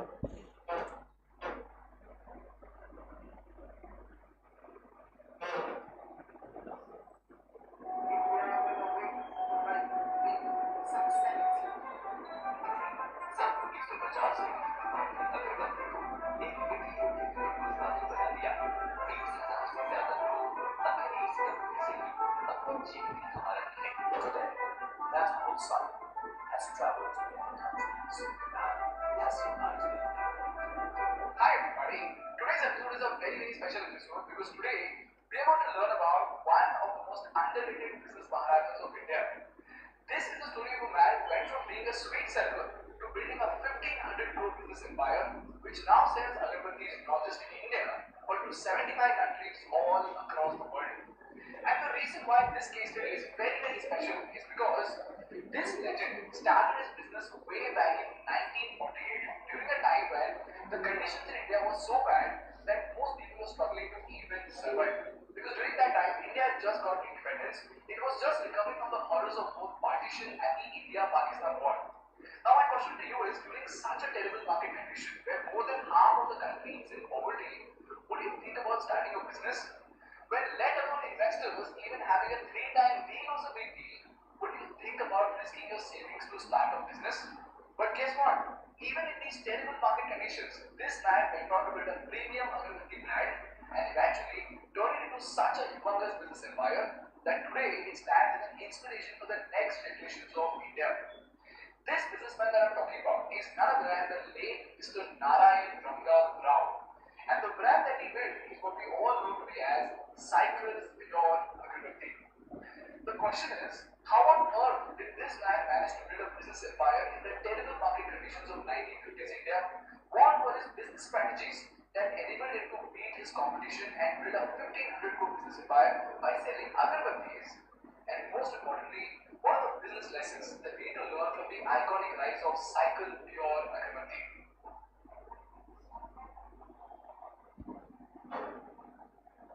This is a story that dates back to 1948 Mysore. By this time, Raoji was 36 years old, and by this time, he had tried multiple jobs and businesses. He used to buy and sell sweets, he used to repair timepieces, do tuitions, and even learned typing and shorthand. And both these skills were very rare skills during that time. But somehow, Raoji could not find his calling in any of these fields. But this is when Raoji saw a great opportunity with agarbattis. Now the question over here is, out of all the things that he tried, why did he specifically choose agarbattis? Well, first of all, he loved fragrances in general. And the second part of this answer lies in the importance and value of agarbattis in our older generation's life. You know guys, if you speak with your grandparents, most of them were extremely poor back then. So just to make ends meet, they would literally compromise on every single purchase that they made. They would pour water into milk and curd to increase the quantities. They would have only 2 to 3 sets of clothes and have these clothes passed on to the younger siblings just so that they can save money for food and shelter. But you know what? In spite of all these compromises, there was one thing that the older generation never ever compromised on, and that was the offering to God. In case of South India, the older generation would never compromise on the coconut, the prasadam, and the agarbattis. And when most of us might look at agarbattis as a mere instrument of fragrance, to our older generation, it was an instrument of hope that complemented their prayers. And more specifically in South India, in the evening time is the Sandhya Kalam, whereby people pray to Lakshmi, who is the goddess of wealth. And if you remember, our grandparents often scolded us for sleeping in the evening and even insisted on cleaning the house just so that the goddess of wealth can come to our house. And this is where those 2 sticks of agarbattis played a vital role in their culture, not as instruments of fragrance, but as instrument of hope to welcome the goddess of wealth. This is the reason why agarbattis were extremely important and a very big opportunity to start a business with. The best part was that sandalwood, which was the main ingredient for agarbattis, it was very affordable in Mysore back then. and the Maharajas patronized with the making of agarbattis and fine fragrances. And this is when, ladies and gentlemen, Ranga Rao found three major gaps in the market. Number one, most of these agarbatti companies were solely focused on the quantity of the incense sticks and not the quality of the fragrances. And this was the reason why they gave out agarbattis in a pack of 100 with extremely thin and low quality sticks. Secondly, these sticks neither gave out a strong essence of fragrance nor did they burn completely. And they just stopped burning abruptly, so again, you had to get a matchstick and then light them. And lastly, nobody was keen on innovating with different and superior quality fragrances. In fact, these companies were so complacent that these incense sticks were packed in tin containers. So instead of investing money into making better fragrances, they were wasting their money on packaging. This is the reason why Ranga Rao ji decided to enter the market with a vision to sell the best incense sticks Mysore had ever seen. And as we often see in case of many successful entrepreneurs, his wife bought her jewelry to provide the seed fund for his passion dream. This is how Ranga Rao started his quest to establish a name for itself in the markets of Mysore. And now, most of us would think that what is the big deal in making incense sticks? And this is exactly what I thought too. But guess what? As it turns out, decoding great fragrances is an art that requires a lot of acumen and a lot of experimentation. And it's not like decoding electronics. So, just to give you a context, back in the 1980s, if you wanted to decode an IBM PC, all you had to do was open it up, check the parts, buy the exact same specification of parts and assemble them. That's it. That's all you needed to do to make an IBM cloud in the 1980s. And this was the reason why many people, including Michael Dell, became billionaires during that time. But when it comes to fragrances, you have to do all the decoding without even seeing the product. So just with the smell, you have to decode 3 types of notes in a single fragrance. So if it is jasmine, you can't just go to the store and say, give me jasmine flavored ingredients. You have to actually break it down into 3 notes: the top note, the mid note, and the base note. In case of a jasmine flavored agarbatti, you need the essence of early morning dew as your top note, you need the rose note as the mid note, and then you need a musky essence as the base note. And once you figure out these notes, you have to find the ingredients and the proportion of these notes that will give you the perfect aroma. And this requires a lot of combinations and combinations. Now the question over here is, no one would reveal these secrets, right? Then the question is, how did Ranga Rao learn all this? Well, as it turns out, there is another big story behind it. And like we saw, this is a story that dates back to 1940 to 1950. And during this time, books or information on the knowledge of perfumery was not available in abundance. And most agarbatti manufacturers counted only on honest produce and natural woods. And they knew nothing about aromatic substances. And obviously, every manufacturer had kept this process a secret and would not reveal it to anyone. So you know what Ranga Rao did? He spent 600 rupees and imported 3 volumes of pouches books on perfumery. And guess what? He imported them all the way from Germany. And you know what? It took 6 months for him to get these books because back then there was no internet and international shipment was practically a nightmare. But you see, the return on investment from these books was nothing short of extraordinary. These books became the reason why Ranga Rao became the first manufacturer in India to realize the importance of using synthetic substitutes in order to make agarbattis that do not just rely on forest produce. This is how, through a lot of competition and combinations, Raoji mastered his product. And this was the first phase of Raoji's business growth.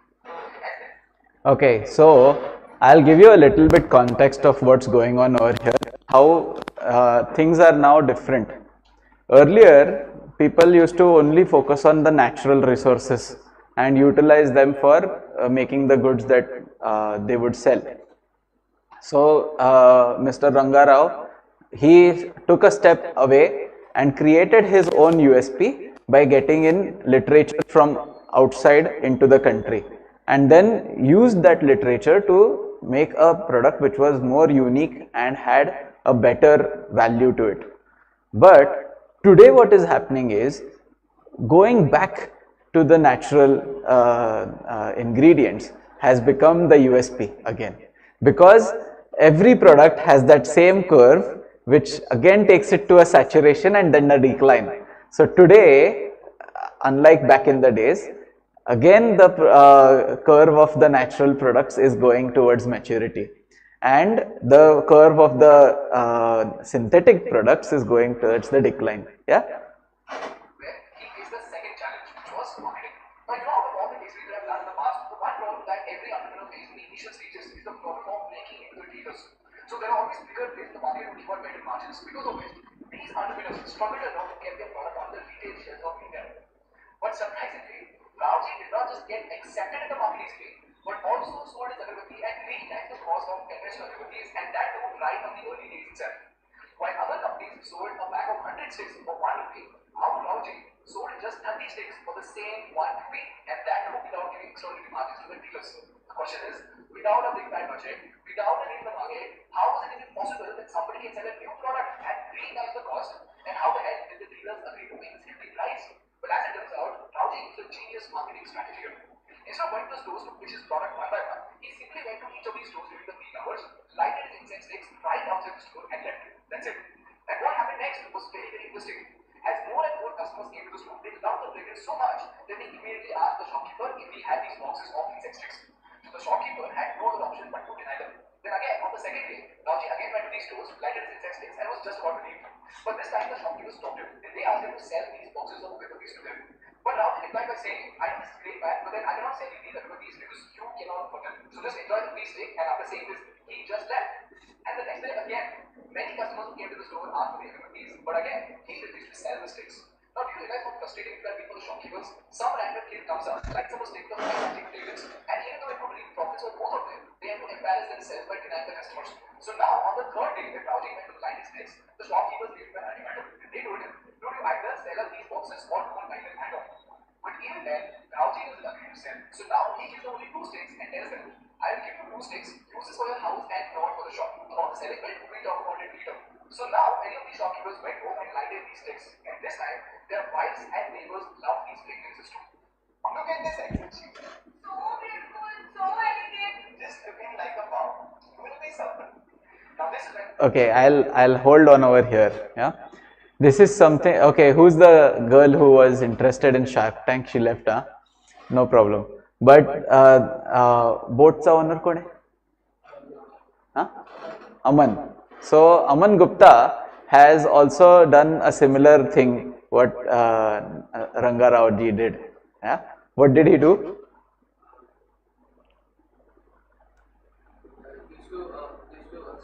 Allow his parents and Wife. to visit the store and ask about his product. Correct. And then the shopkeeper used to deny that he don't have the product.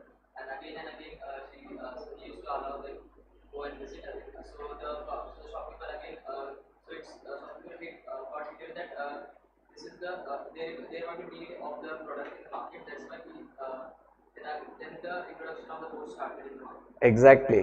So both of these people have created a need in the market for their product, because there are already big giants who are giving their products out in volumes. So no one will care if another boat sails in the same sea. So what they have done is they've created a gap in the market by creating an artificial demand and giving the impression to the dealers and the distributors that we need this.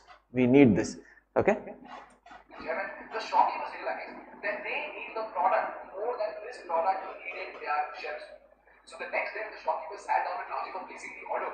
There was no pitching, no bargaining at all, and most of them it was a straight sale.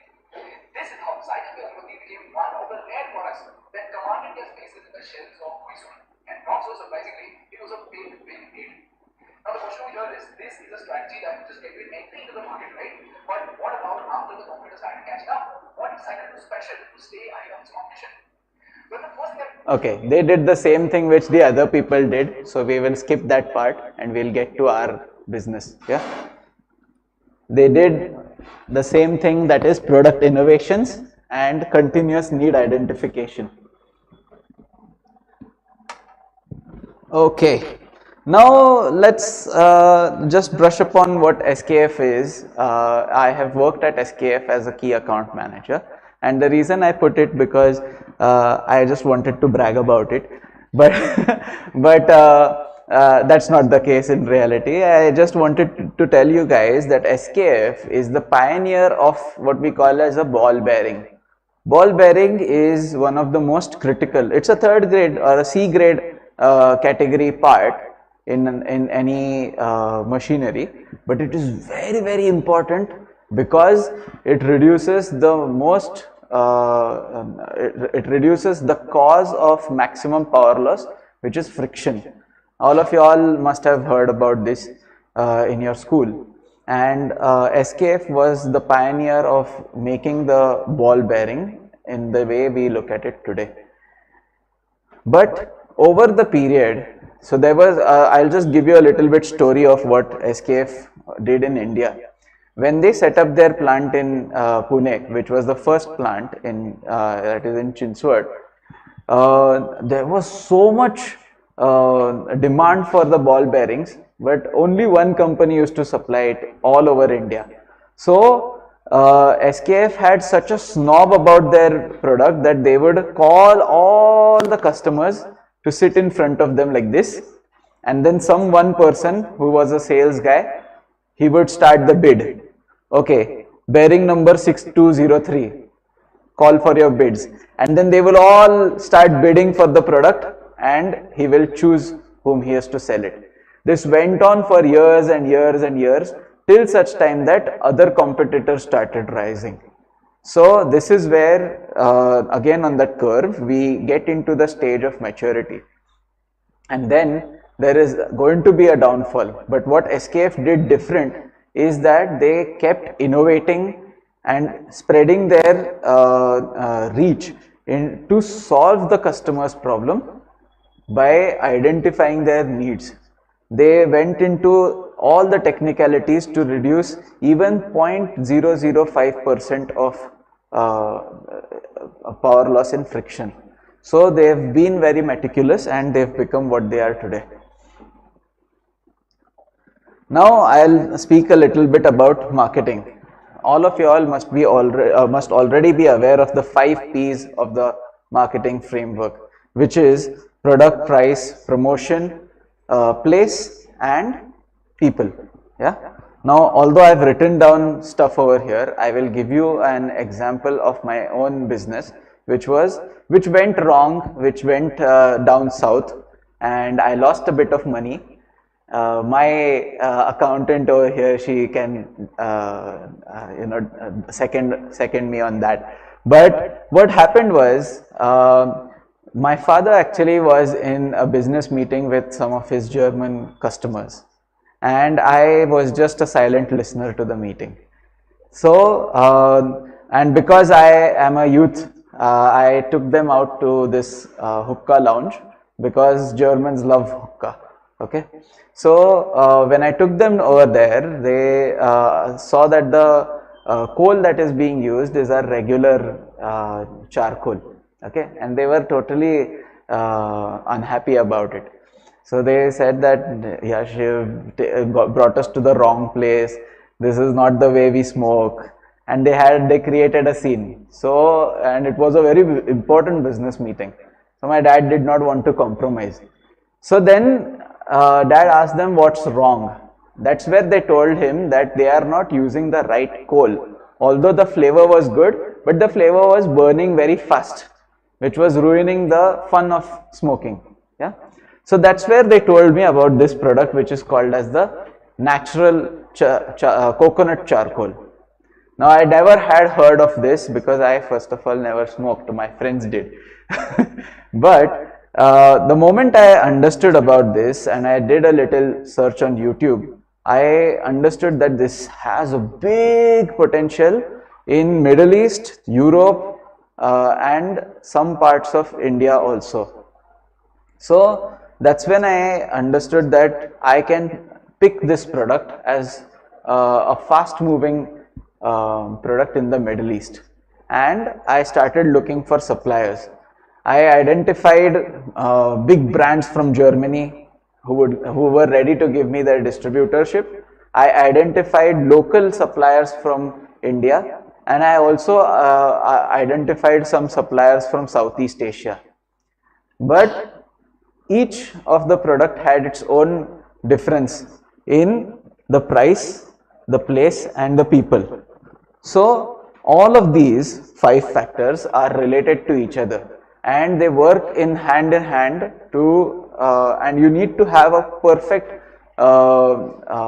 stoichiometry or a ratio of all these 5 P's to make your product successful. Where I went wrong was this one, which is the promotion. although I had the number one product and the most cheapest product, and I was in the place, I was in Middle East, I was in Dubai, I was having the office in the place where the world comes to smoke hookah. But I was not able to promote it correctly because I was not able to identify the channel partners who would do the promotion for me. That time, I was also new to the social media. So all I did was I just promoted it through my Instagram handle of Phoenix Charcoal. So I created a brand, but I didn't promote the brand so much so, and that it could reach out to all these potential channel partners who would then broaden the promotion for me. So you have to have a perfect product in terms of its quality, and it should have a range of quality. So you as an entrepreneur have to decide whether you want to be in the most premium range, or you want to be somewhere in the mid range, or you want to be the cheap one who can get you more turnover and more business. Yeah. Second is you need to decide how you are going to price. So for example, SKF will give a very high profitability on certain products. Louis Vuitton, they will have a very big price value for the same product which is manufactured in Dharavi. Okay, Levi's jeans also are manufactured in Dharavi, but when they are sold in the global market, they are sold at a very big rate. So you need to choose what price category are you going to put your product. You need to be in the place, like we've seen in the case studies which we saw earlier, that you have to choose the correct Gemba for yourself, and if a certain Gemba is not giving you enough returns, you have to change. Third is the people. So here people basically has two different meanings. One is the culture, whether that product which you are bringing in suits the people's demand over there or their needs over there. Like we saw in the case of agarbatti. Agarbatti is very important for the Indian culture. Now, having just a price value, or a pack of 100 in just 1 rupee versus pack of 30 in 1 rupee, they still were going for the pack of 30 in 1 rupee because the price was higher, but the people had value in it. So you need to identify this mix. So going forward, I will explain you how when it comes to marketing. So once you have identified all these 5 P's, then you need to choose what kind of marketing is suitable for you. Now for me, influencer marketing was most important, whereas and that's what I did not do. When I talk about marketing, there are 2 types of marketing broadly. One is the offline marketing, which includes giving out advertisements in papers, giving out magazine edits, broadcasting themselves through sessions like these, seminars, technical sessions, sometimes participating in exhibitions. All these kind of stuff is offline marketing. Then there's another perspective of online marketing. When you talk of online marketing, you use tools like social media, your TV, radio, sometimes even having live sessions like this. Participating in e-marketplaces, all these kind of stuff comes under the online marketing, where you keep showcasing your product again and again in front of the customers. Like how we saw the ads which we were skipping, they are also tools of marketing. So it's very important for any product to be put into the eyes of the customer to have good sales. So now talking of sales, we need to understand these three concepts particularly, and these are the three concepts which I continuously use in all my sales strategies. Can I have some water?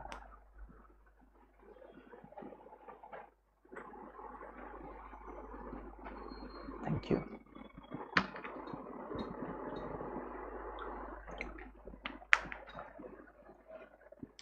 So this is something that I'm learning in my MBA also, which is the growth share matrix, the sales funnel, and these are the stages of business, so the product maturity curve. Yeah. So whenever you choose a certain product, now since I'm selling nanotechnology just now, I'll talk about nanotechnology particularly. Okay. Every customer has to be categorized in these 4 quadrants. Sorry? Yes, the PCG matrix. Okay. Now, in these quadrants, you have the star customer or the star product, you have the cash cow, you have the underdog, and you have the uncertainty. What's it called? The question mark is not done. So basically when you talk about this quadrant, you have to categorize every opportunity that you are coming across as to, is that opportunity a star opportunity where your returns are high and the efforts are low. So you put in so for example, I have a product called the hydrophobic coating. Okay, it's a very cheap product, so I don't need to use a lot of money to make it. But the demand is very high, so every construction company wants it, every clothes manufacturer wants it. So that becomes my star product. It is going to give me quick returns in very short amount of time because it attacks the need of the market and it is cheap, so everyone wants it. Okay. Second is the cash cow, which is going to give you a lot of returns but over a period of time. For example, the defense segment.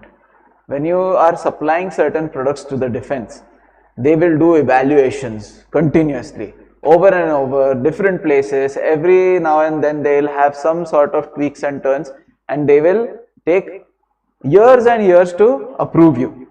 But once they approve you, you are the big daddy in the game and you are going to make a lot of money. This is what Bharat Forge also did. Baba Kalyani had invested a lot of his time and money to build products that are going to go in the defense segment. And once he got into the defense segment and he got his approvals, he has made a fortune out of it. So that's what we call as a cash cow. The third one is the underdog, which is going to give you a lot of returns, but it is going to consume a lot of your time, it is going to consume a lot of money, and the returns are going to be fair, not very great. So this is what kind of product can I give you as an example? The Nokia phones, for example. Today, with the way Nokia is having its market condition, they are less than 1% of the market share. Back in the days when they had come up with these smartphones with the QWERTY keypad, they were amongst the star players. But then over a period, the demand has changed and everyone wants touchscreen. Whereas Nokia left out on that opportunity and they declined over a period. So their product from a star went into the cash cow and today is at the underdog. But now if they come up with some, if they don't come up with any innovations further, their product is going to go into the question mark, which is a very risky position. Now if you look at their phones today, they've tried to get back to the olden days with the dialers and all, but it is still not catching up to the market in the way it should. So that's why they are in the underdog position. Now, once you have categorized your opportunities in this quadrant, then you understand what part of the sales funnel are they going to fall into. So when you build a sales funnel for yourself, although I've listed down the 6 stages, I myself follow only 4 stages, sorry.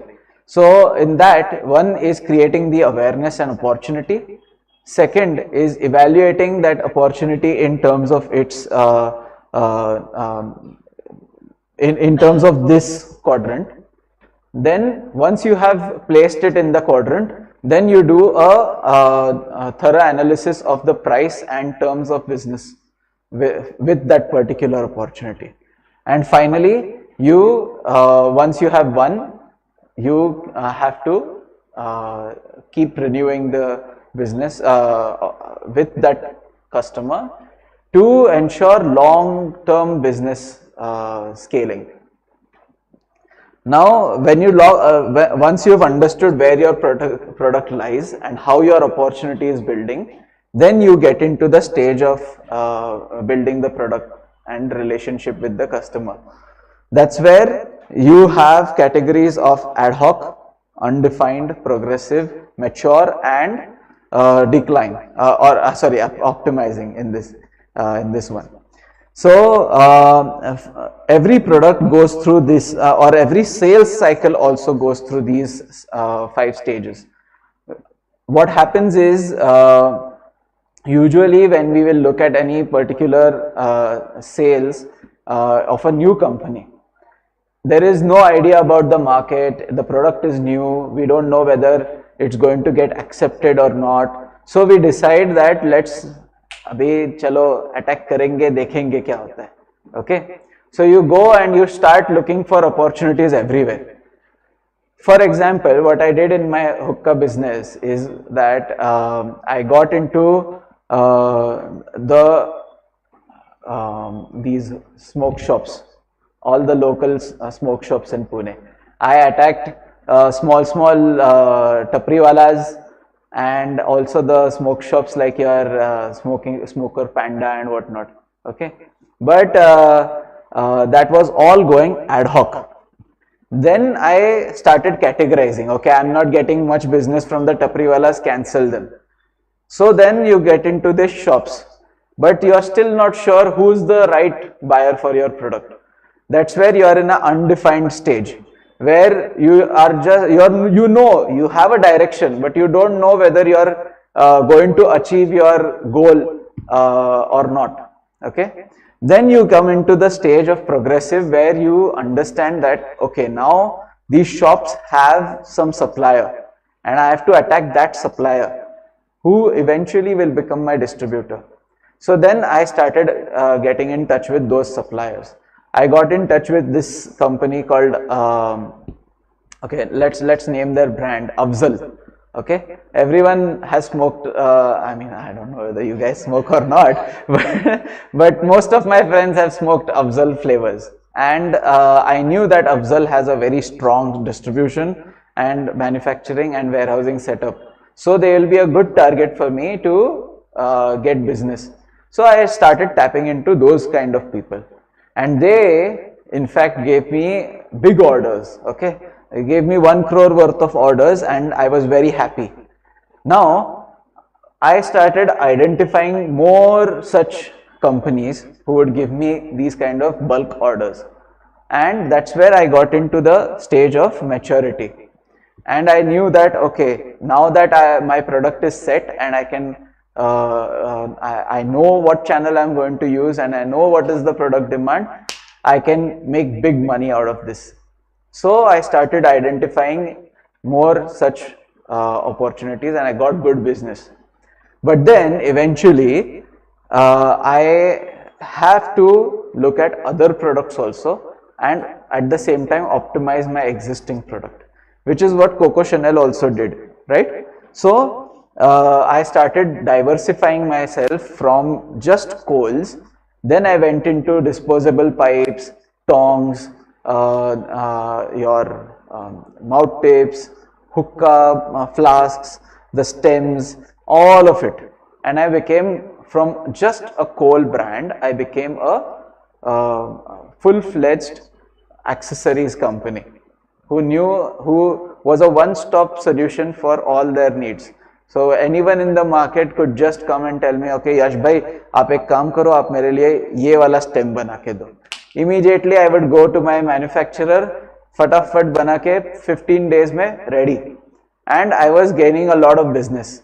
Eventually the COVID hit again, and I had to make certain management decisions, because of which I stepped out. But this is the way the stages of business or a sales cycle work. So it is very important for you to categorize your product, categorize your needs, your opportunities, and then follow this stage to or cycle to arrive at a successful business. So once you have arrived, once you've understood, you've developed a product, you've marketed it well, and now the sales are kicking in. Now you come into the category of business growth and sustenance, because once you've grown a business, you need to continuously evolve it. So what is important to know is, when you are growing a business, you have to look at these two as the most important things. First is customer relationships, and second is product optimization. We've seen that in all the 4 case studies, product optimization has been the most critical thing throughout. And if you don't do it, you will be missing out on the market, because your competitor will come up with a better product and eat you up. Okay, which we call in Arthashastra, it is called Matsya Raj. Okay, which is, or the Matsya Nyay, in which the bigger fish is going to eat the smaller one. Okay, now every customer has his needs. He needs, it's basically like having a girlfriend.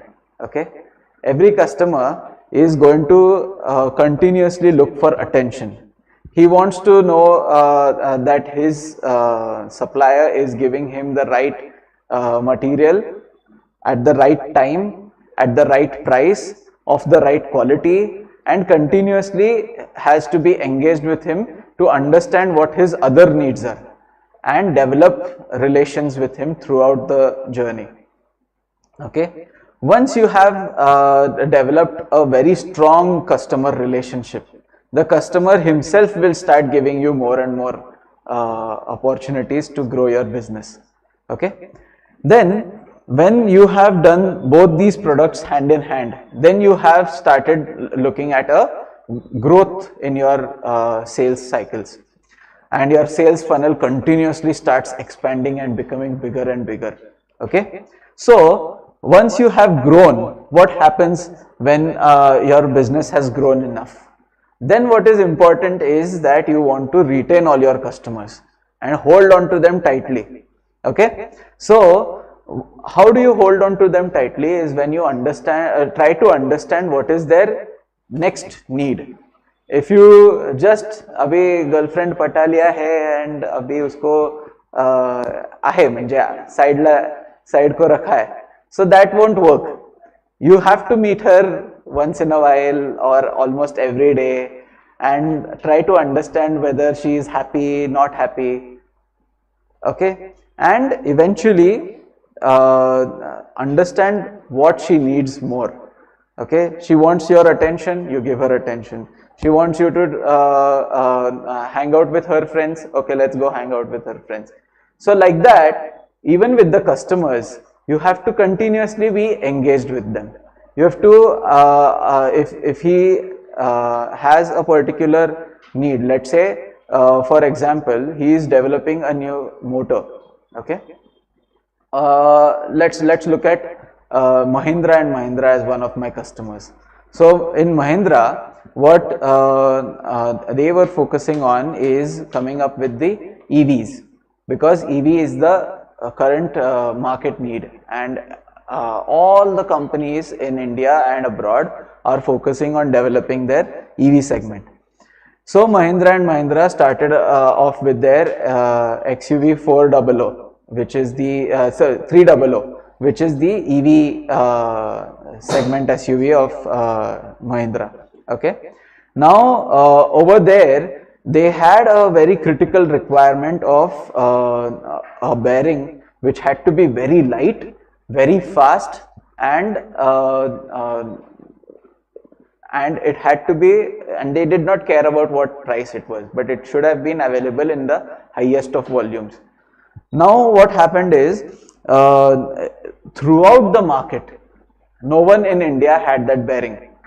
So then, and all the people will try to retain this customer, because if they are not finding it in India, they will change game by and go to some other geography. So what we at SKF did was to retain the customer. We engaged with them in with a different approach. What we did was we went and did a marketing session with them. Just like today, we had a technical seminar with them, and in that seminar we told them what SKF has. We opened up all our weapons, and we showed them that we are into hybrid bearing, we are into low weight, high efficiency bearings, we are into energy efficient bearings, and we told them that we have the world for you, you just tell us what you want and we'll give it. That's when Mahindra got the confidence that okay, these guys have what we need and it's solving my problem. So we understood the need identification. We retained the customer by giving them a product optimized, an optimized product, and we built a stronger relationship with them. So that's how this entire cycle is very important. Now, just like how every business or every product works, every product will go through the product life cycle, where it goes through stages of introduction, growth, maturity, and decline. Ideally, every business has to either shoot up from here or try to maintain the curve at a steady pace from here onward. This is the peak. Okay. If you don't do it, if you get into the this is business kind of a mode, which Bentley did, they got too happy about their success and eventually declined, which Byju's also faced. Byju's also had come into this phase of peak maturity, where they had earned billions of dollars and had a multi-billion-dollar valuation, eventually took wrong decisions which led to their decline. So every product is going or service is going to go through this maturity phase. It's at this point where these four categories come into play again, and you need to focus on solving customer problems and catering to the market requirement if you want to sustain your peak of your product life cycle. Now, once you have grown into the business and you've started sustaining, then what is important is to start changing the perspective of your product in the industry. Whenever a product is launched into the market, it's just like how we saw in the previous slides. You categorize it according to the 5 P's and start promoting it in a certain way. What is important is, over a period, people should have a value attached to the product. Okay, something like what me being an automotive enthusiast can tell about Mercedes. Okay, Mercedes 30 years back launched the W124. Okay, which was the classic Mercedes that you rarely see on the streets of India. It will have those big broad headlights and a square boxy body, but it looks very classy and looks mafia. So a lot of car enthusiasts love that car. It was in fact one of those cars which was the E300 was so popular because it was filled in with a V8 engine. It was very powerful, 500 horsepower. It in fact was also the most iconic because it was so big that it could not be manufactured in the Mercedes-Benz factory. So they had to reach out to Porsche to make that car for them. So the car continuously used to go from Porsche and to Mercedes, and eventually rolled out through the Porsche factory as a Mercedes car. So it has a very big uniqueness to it. That uniqueness puts your category product into a Veblen good category. So when your product goes into the Veblen good category, naturally a snob value comes with it. You feel proud to have the car with you in your garage. So you may have a Lamborghini parked with you, you may have a Cadillac parked in your garage. But at the end of the day, when a car enthusiast like me goes and sees that there is a E500 over there, let's go. So we will all be excited to see that particular car and ignore the rest. Just like what happened with me and when I had gone to NMACC and I saw a Supra parked in the parking next to a Ferrari, a black Ferrari. I was continuously attracted to the Supra, whereas my friends were questioning me, why am I ignoring the Ferrari? So every product has a snob value to it, and that's where your product must end up, not in the decline, but in the Veblen good category. So once you achieve a snob value to your product will never die. It will continuously, either it gets into what you call as a rare product with what's the word, man? What do you call something which has a very uniqueness to it, but it is ruined? It's very rare to find. Archive? Elusive? No. Antique, yes. so your product eventually gets an antique value to it. That's the most important thing. Vintage is another word. So it is very important that you get into that category of sales. Okay. So that's more on the theoretical part. But what about the reality? Okay. In reality, none of those theories really work, and you don't have enough time to go on the drawing board again and again and study this. So we've all heard of this saying, sell me this pen, and this is something which I have personally seen in all my interviews that I've given so far.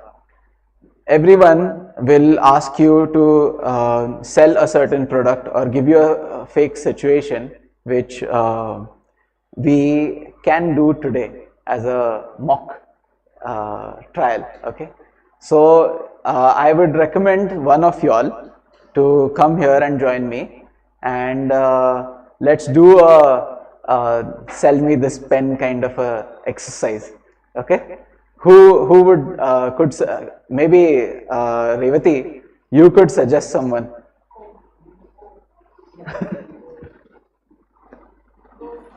मला 2-3 जण हवेत, त्यामुळे काही tension नाही.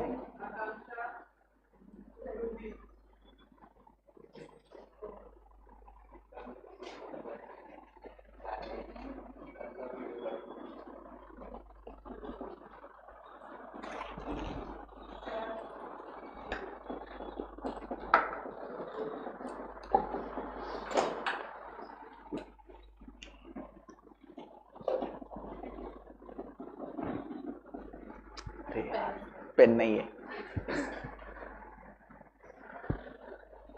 Okay या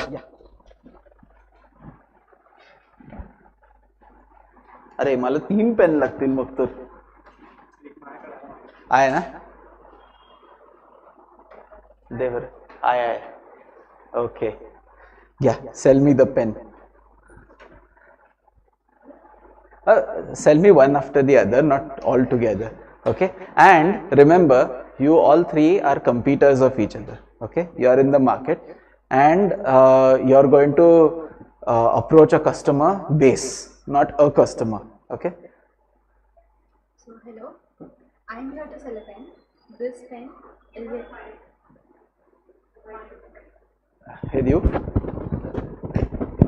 हातात पकडू.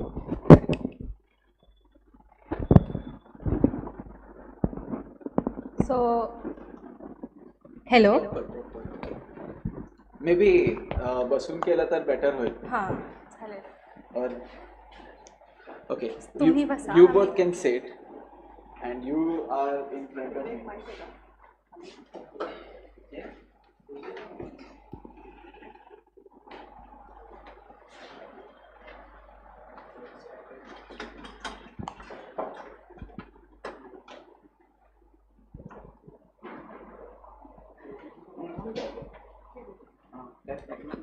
त्याच्यात ऐकू येतंय का?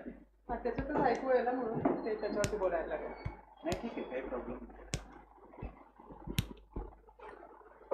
बरं बस तू.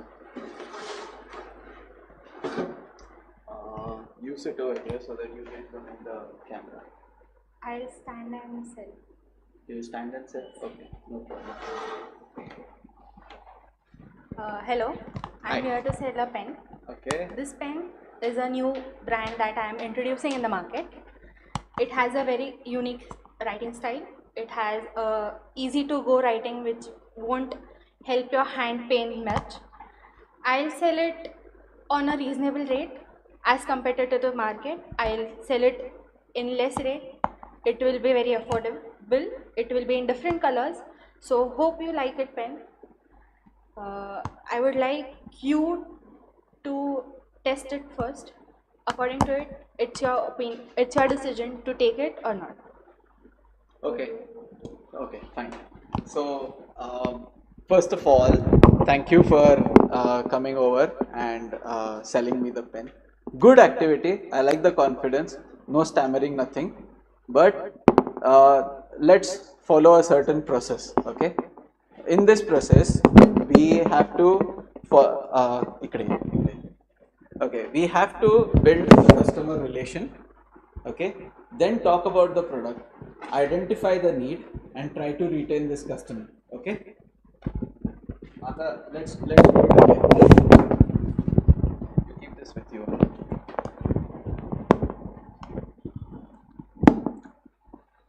So, Introduce yourself.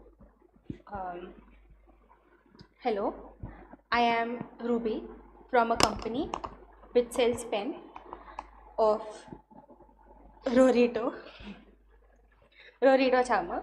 I am here to sell this pen, a unique pen. It is a unique pen which we have introduced in our market, and hope we would find a way out of it to reach our maximum profit and maximum customers, which will help our business grow. This pen will help you everywhere you go. Even if you need a sign, it will help you easily to go with it. Your hands won't pain when you sign. It is easily, you can write very lightly and steadily with this pen. So I would like you to use it first and then tell us the dose, tell us your need. We will modify it according to you, and as compared in price, we will sell it in a reasonable price which is less affordable and competitively less from the other sellers in the market. Okay, fair. Thank you. So, what's your name? Okay, Akanksha. Could you try once?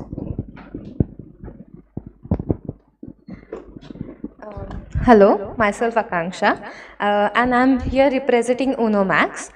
We have our new launch, Geltron Gel.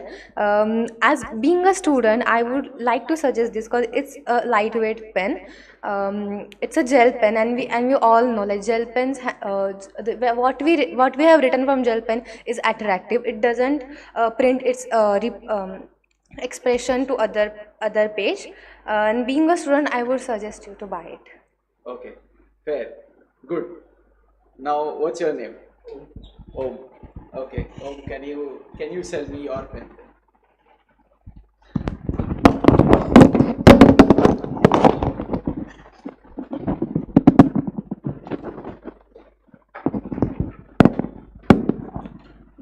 Hello, my name is Om Palkar. I Hi am Om, nice to meet you. going to sell you this red pen, which is helpful as a teacher to you because it is very smooth to write, lightweight, and which which has unique feature of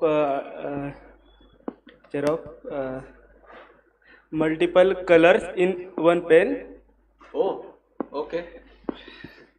And you can comfortably write your opinion with this pen. Write my opinion. हाँ. Okay, that's good. वो paper check केल्यावर paper check केल्यावर बर चालतंय. Okay. Well, thank you, Akanksha, Ruby, and Om. Lovely exercise. So now maybe I can sell to someone. Can I sell to you? Okay, come over. पकड. तू म्हणा, मी तुला sell.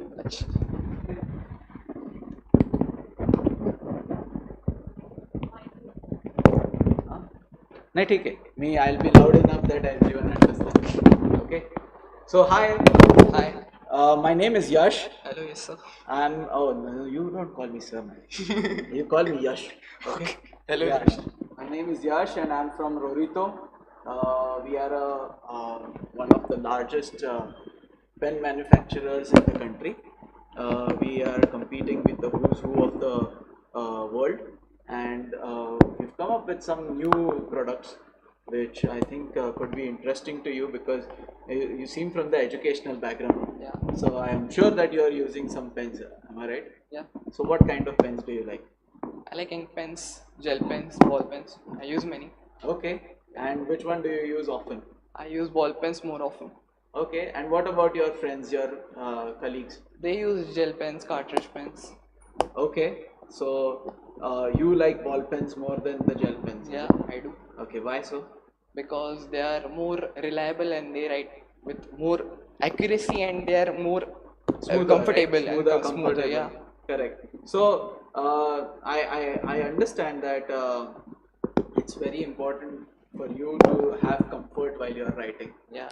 That's the most important. Yeah. But then why are your friends using gel pen? Man, tell them that they should also go for. They are not doing CA, right? They are not doing CA. Oh, I am is doing that so? CA. That's good. Okay. So, and what brand do you prefer usually? I prefer Rorito, Charmer, or Okay. I have many brands. Butterflow. There are many brands. Butterflow. Cello. Yeah. Oh, Cello is a good one. Yeah. Okay, that's good. And are you okay to use some new? We have developed some brands which are having these inkjet property to it. So What's unique about so inkjet? what it does is more than the traditional balls which roll out the ink in through the motion. What we have done is there is a fluid which we are using internally, which pushes the ink in such a way that it can smoothly roll off onto the ball. And It will smudge more, no? there are these chances. We knew about it, so we already have taken care of it, sir. You guarantee it won't smudge. Yeah. No problem. 10 years, nothing will happen. 10 years. Yeah. What Of ink course you're we need using? it. How is So, it lasting 10 years? 10 years is a standard practice of the industry, sir. Which The ball pen industry. No pen lasts 10 years. Don't tell me. I have my grandfather's ball pen, 30 years, it's still working. How is it working? I don't know. That time the industry was good. They didn't compromise on the material. What ink is being used in that pen? So we are importing this ink from Japan.